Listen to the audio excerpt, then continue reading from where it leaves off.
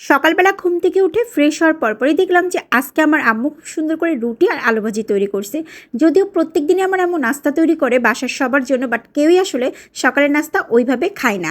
Hello everyone, আসসালামু আলাইকুম। আশা করি সবাই ভালো আছেন।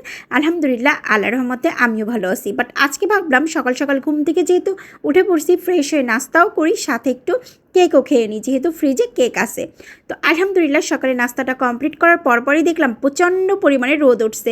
টানা কিছুদিন যাবৎ বৃষ্টি হওয়ার পরপরই যখন এমন রোদ দেখছি, তখন আমি নিজে অবাক হয়ে গেলাম যে রোদ উঠছিস, একটু কমই ওঠ, এত রোদ ওঠার কি আছে। যতই রোদ উঠুক আর যতই গরম পড়ুক, চা তো মাস্ট খেতেই হবে। চা না হলে সকালটা কেমন জানি অপূর্ণতা রয়ে যায়।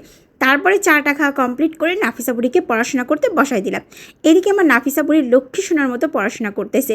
যেহেতু নাফিসা বুড়ির আবার পরীক্ষা শুরু হয়ে যাবে জাস্ট 4-5 দিন পর থেকে, তাই চিন্তা করলাম মেয়েটাকে পড়াটা একটু কমপ্লিট করে রেখে দিয়ে বেশি ভালো হবে, যেহেতু আজকে শনিবার ছিল, স্কুল বন্ধ।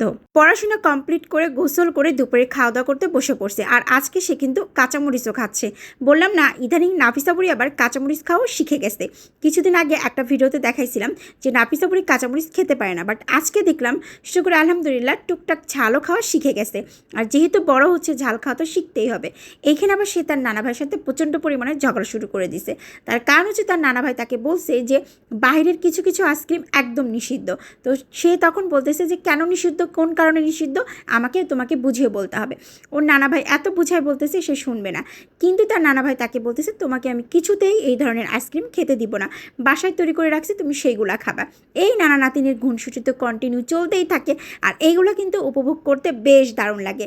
যাদের বাসায় আসলে এরকম ছোট ছোট নাতিন আছেন, নানা নাতিনদের দুষ্টুমি দেখতে কিন্তু বেশ ভালো লাগে। অবশ্যই কমেন্ট করে জানাবেন কারা এরকম নানা নাতিনরা বাসায় সবসময় খুনসুটি লেগেই থাকে আর এরকম দারুণ দারুণ মজা হয়। বাসায় এমনি তো ছোট্ট বাচ্চারা থাকলে একটা অন্যরকম ভালো লাগা কাজ করে, আর সেটা হচ্ছে নাফিসা বুড়িকে দেখেই বোঝা যায়।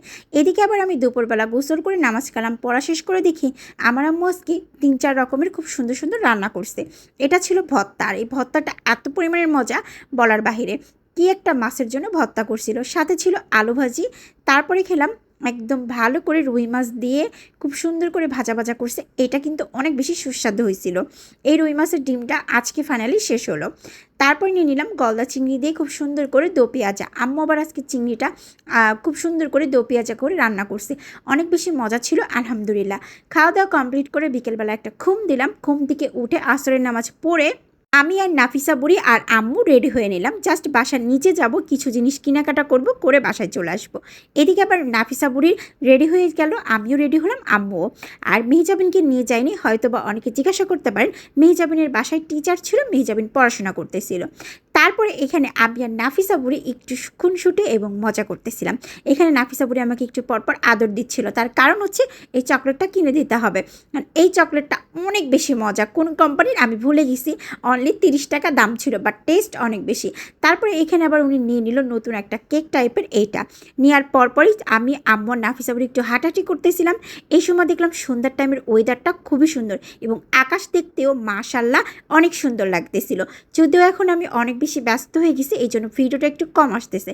ইনশাল্লাহ খুব তাড়াতাড়ি ভেরি সুন আবার অনেক অনেক ভিডিও আপলোড করব এবং আপনাদের সাথে শেয়ার করব। সবাই ভালো থাকবেন, আল্লাহ হাফেজ।